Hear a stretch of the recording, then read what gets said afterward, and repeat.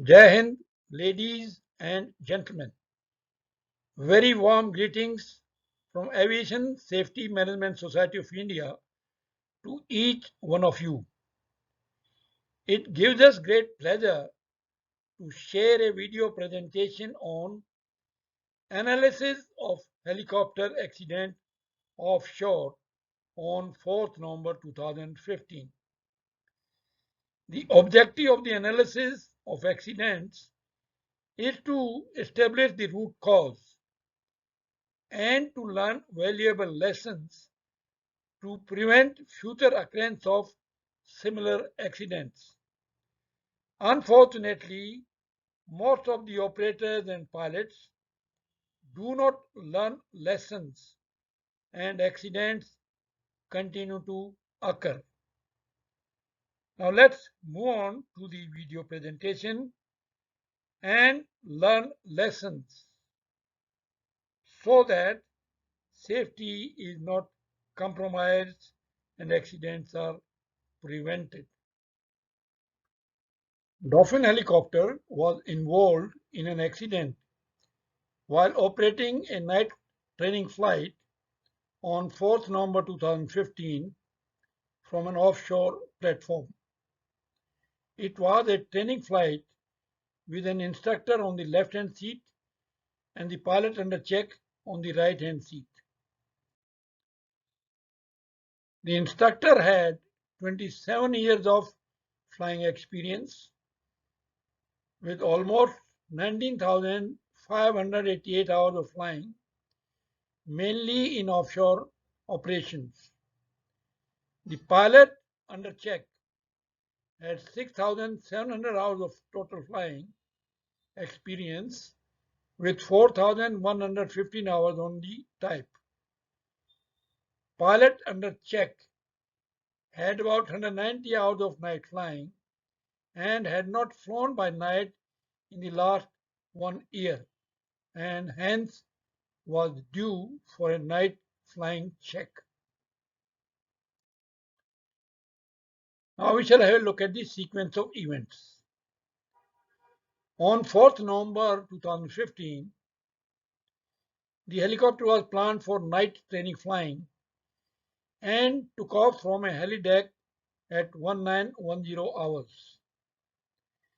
At the time of takeoff, the winds were 015 degree 10 knots.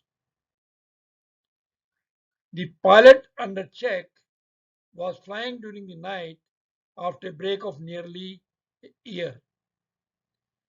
Dark phase of the moon and flight over the sea added to the degree of difficulty for the pilot to fly safely.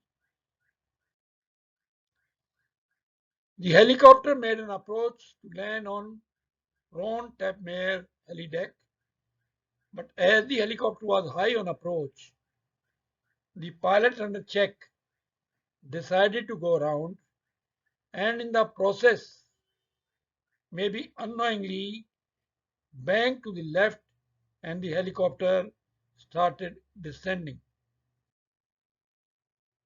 Although the instructor cautioned the pilot under check about the angle of bank and descent of the helicopter, yet he did not take over controls. The helicopter continued to descend the bank and crashed into the sea, killing both the pilots. Now we shall talk about observations by the investigators. It was observed by the investigators that the normal checklist was not followed by the pilots. The severe readout brought out a lack of adherence to standardized checks and procedures and crew resource management. It appeared to the investigator that both pilots were flying visually rather than on instruments in dark night IMC conditions. Instructor displayed a lack of situational awareness by not taking over controls in time. Now we shall discuss analysis by Aviation Safety India. Having analyzed the accident thoroughly, Aviation Safety India is of the conserved view that the main cause of the accident was spatial disorientation leading to loss of situational awareness and consequent controlled flight into terrain. Contributory factors or confidence, complacency on the part of the instructor, lack of pre-flight planning, preparation and briefing, and knowledge about spatial disorientation. In addition, lack of alertness and vigilance, particularly during a critical phase of the flight. Supervision lack of adherence to SOPs, and lack of safety and professional culture in the organization. Due to the high level of experience of the instructor, that is almost 20,000 hours, most of which was in offshore operations, there appeared to be sense of overconfidence and complacency on the part of the instructor. The instructor was aware that the helicopter was losing height and bank angle was increasing, since he cautioned the pilot under check about the same twice. However, for reasons unknown, he did not take over control and allowed the helicopter to impact sea. Maybe the instructor was expecting the pilot under check to take the corrective action and did not take over controls, thinking that the pilot under check is highly experienced and he may not like taking over controls by the instructor.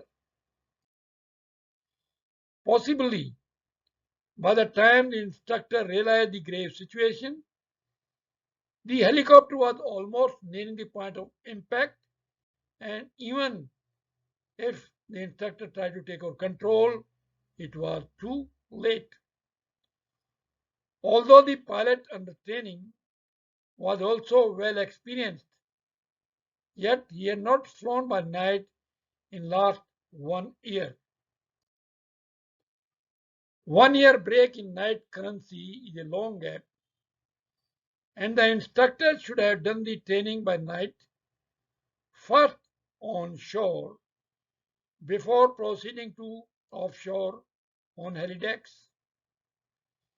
However, the instructor decided to overlook the need for onshore currency and went for the night currency check on the helideck, which was more challenging than the other helidecks in the vicinity. Maybe the instructor felt that since the pilot on the check is quite experienced and senior, the night currency check is just a formality. The pilot under check made an approach to the helipad, which was overshooting, and the pilot under check decided to go around. The instructor appeared to be quite relaxed, with the knowledge that he was flying with a well experienced pilot, almost of the same age as him. During the approach, the instructor cautioned the pilot twice about the loss of height and increasing angle of bank, but he was not assertive enough to tell the trainee pilot to take corrective action and even failed to take over the control in time to prevent the accident. It appears that there was a lack of proper pre-flight and approach briefing, planning, preparation, and assessment of risk factors, and a sense of casualness and complacency seem to prevail. Keep in mind the fact that the instructor was highly experienced in offshore flying, including night operations.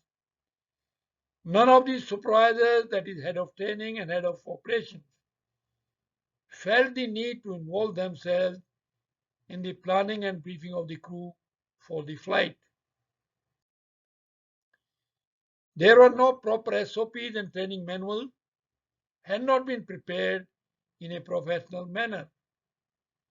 The coordination between the crew, AME, and Helideck flight operations staff was lacking to such an extent that the AME and Helideck flight operations staff were not even aware of the planned training flight before the helicopter asked for the startup. The operator does not seem to have learned any lessons from the past accidents, and the action on the recommendations of the inquiry team on the past accidents had not been implemented. The safety culture of the operator was lacking, which is clearly evident in improper implementation of SMS, casual approach toward preparation and implementation of SOPs, training manuals, absence of CRM, and absence of supervision, coordination, and monitoring. Now we shall discuss what lessons we can learn from this particular accident. No amount of experience is enough to operate safely unless the pilots plan and prepare for the flight. They conduct extensive pre-flight descent and approach briefing. They also carry out risk assessment associated with the flight. Have good knowledge about helicopter, its systems, emergencies, procedures, and route and approach charts. Remain alert and vigilant, particularly during critical phases of the flight, and not be complacent at any stage, particularly during high risk operations like night flying offshore.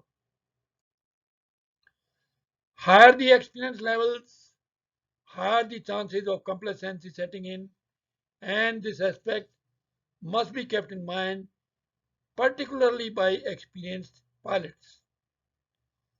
The instructor oblique captain or the pilot under check or the co-pilot should be fully alert and involved during the flight, particularly when the flight operations are demanding, and they should take over control in time since any delay can be dangerous. Remember, any pilot, regardless of experience, can commit errors, get disorientated, and lose situational awareness. Hence, it is of paramount importance for the pilot monitoring oblique co-pilot to be alert, vigilant, and must prompt oblique caution the pilot flying, and if required, take over control in time rather than sitting like a dummy. Spatial disorientation is one of the most serious threats while flying offshore, since chances of spatial disorientation are quite high while flying over sea even during the daytime, and the probability factor of spatial disorientation multiplies with bad weather and night offshore operations. This aspect must be adequately emphasized during pre-flight briefing, and pilots must be alert and situation aware at all times.